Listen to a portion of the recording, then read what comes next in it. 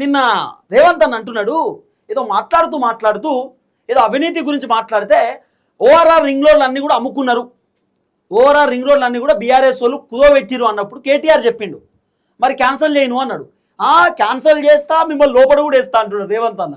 నాకైతే ఎవరు లవ్వొచ్చి అనుకోరు, లవ్వి ఒక అర్ధగంట నేనే లోపల ఈ అన్నయ్య డైలాగులు కొట్టుడు తప్ప ఏం చేయలేడు, ఏం కట్టలేడు, ఉత్తదే అల్లది అలా అనుకున్నా. ఎందుకంటే కాంగ్రెస్ అధికారంలోకి వచ్చి 2 సంవత్సరాలు అబ్బా. మరి 2 సంవత్సరాలలో రేవంత్ అన్న ఎన్ని డైలాగులు వచ్చిండు? కేసీఆర్ కాళేశ్వరం దంద చేసిండు, కేటీఆర్ ఫోన్ షాపింగ్ చేసిండు, హరీష్ రావు ఇంకో దంద చేసిండు, ఏదో యాడ్స్ ఇస్తారు చూడు, నారాయణ కాలేజ్, శ్రీ చైతన్య కాలేజ్ అన్నట్టు కేసీఆర్ అవినీతి, కేటీఆర్ అవినీతి, సంతోష్ రావు అవినీతి, హరీష్ రావు అవినీతి, కవిత అవినీతి అని చెప్పి రేవంత్ అన్న భారీ డైలాగులు వచ్చిండు. ఇలా కాంగ్రెస్ అధికారంలోకి వచ్చినాక ఒక్కడి ప్రూవ్ చేయలేకపోయిండు. కాళేశ్వరంలో పెద్ద ఎత్తున కుంభకోణం అన్నాడు, కాళేశ్వరం కమిషన్ పెట్టిండు, కేసీఆర్ని కాళేశ్వరం కమిషన్ ముందు హాజరుపరిచిండు, కేసీఆర్ విచారణకు పోయిండు. ఏం జరిగింది? ఏం ప్రూవ్ చేసిరు? కాళేశ్వరంలో స్కామ్ అట్టిపోయింది, కేసీఆర్ని తీసుకుపోయి లోపలికి వేయలే.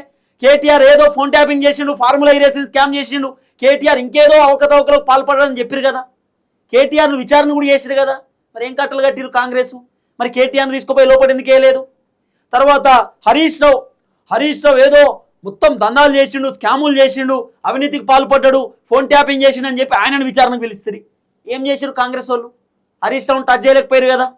కల్వకుంట్ల కవితక్క దంద చేసింది, తప్పు చేసింది, స్కిల్ డెవలప్మెంట్ స్కామ్ చేసిందని చెప్పి కవితక్కను రకరకాలుగా అన్నారు. ఏం చేశారు కవితక్కను? అరెస్ట్ చేసిరా? ఇక సంతోష్ రావు లిక్కర్ దంద చేసిండు, సంతోష్ రావు తానీకు దంద చేసిండు, ఏదో తానీకు సంబంధించిన వైన్ షాపులో ఏదో దంద చేసిండు, సంతోష్ రావు అక్రమాలకు పాల్పడ్డా. ఏం చేసిర్రు కాంగ్రెస్ వాళ్ళు? ఏం కట్టలు కట్టిర్రు? తీసుకుపోయి ఎందుకు లోపటేయలే? మరి నిన్న రేవంత్ అన్న చెప్తుంటే చాలా ఆశ్చర్యం వేసింది. త్వరలో జైలుకు పెడతాం, 60 జైల్లో. ఆయన రేపు కాంగ్రెస్ అధికారం పోయి బీఆర్ఎస్ వస్తే నువ్వు పోయేటట్టున్నావు జైలుకు, రేవంత్ అన్న జైలుకు. రేవంత్ అన్న నువ్వు రాసి పెట్టుకో, రేపు కేటీఆర్ ముఖ్యమంత్రి అయితే ఖచ్చితంగా నువ్వు జైలుకు పోతావు. కేటీఆర్ ఏం వదిలిపెట్టాడు. ఇలా బీఆర్ఎస్ పార్టీ వాళ్ళను కాంగ్రెస్ ఎంత ఇబ్బంది పెడతా ఉందో, కాంగ్రెస్ ఎంత దారుణంగా అవమానిస్తూ ఉందో ఇలా బీఆర్ఎస్ వాళ్ళు అందరూ రాసుకుంటున్నారు.